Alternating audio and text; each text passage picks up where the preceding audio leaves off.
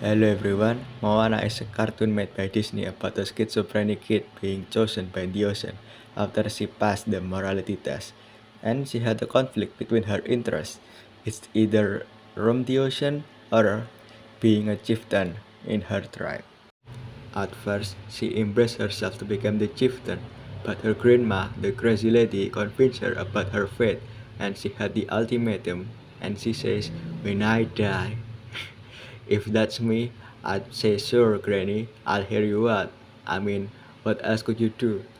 After some time, Granny in her deathbed gave Moana the heart of Tefiti. She's the goddess of life. To find Maui, the demigod who stole the heart at first and demand him to return it. After they found Maui, then they searched for the magical fish hook to fight Teka, the lava demon that looked like a surter, but smaller, with plot twist that Tefiti losing her heart became Teka, and wither the world because the heart is lost.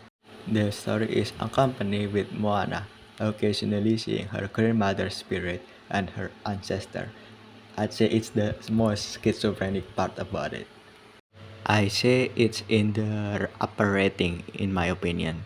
The story shows every possibility and what causes certain event and not having too noticeable plot hole. The animation is also still up there cause it's Disney. Who am I kidding? The song is nice, it's easier to remember. The song also made it into the meme that people love. The humor is also funny in the movie. Moana, being a courageous spirit, tries to save her island, and in the other hand, Maui, demigod who lived thousands of years, saying that she will not make it, and she just dreaming too high. More funny stuff is Hey Hey, my boy, surviving fights to meet God with insufficient below average brain cells while being lobotomized. Great stuff. Moana struggles to find which identity she should embrace and finally could find the balance as a leader while be able to voyages around the world. One stuff that kinda bothered me is she sabotaged the stone that is being piled up by previous chief as a symbol about how many chieftains had it been. With a seashell, the island is self-sufficient, so there is always be a future chieftain. How could they stack it up with the one block of Jenga? And what if it fell over? Does it mean the future chieftain that make it fall mean he is not worthy? Does he disrespect the ancestor? Wow. Anyway, next we got Moana 2. 3 years later from what I get from the first movie, it's kinda let down. I had a higher expectation for it. From here, Moana is, let me explain it for simple term. She's more schizophrenic.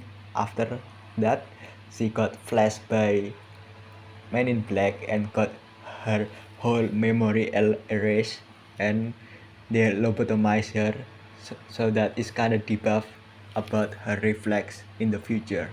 So that's it. The story is about Moana dreaming about bad future that will doom her tribe and embark a journey following a meteor.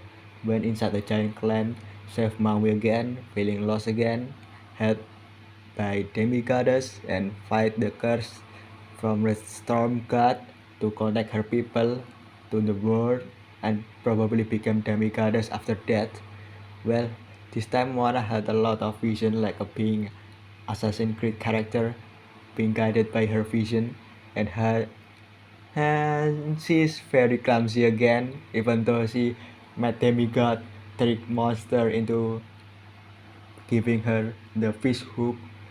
She met the goddess and got her blessing. I mean, what do you mean she became I mean, she already have her character development arc in the Moana 1 and they give it again in the Moana 2. It's like she's a kid again.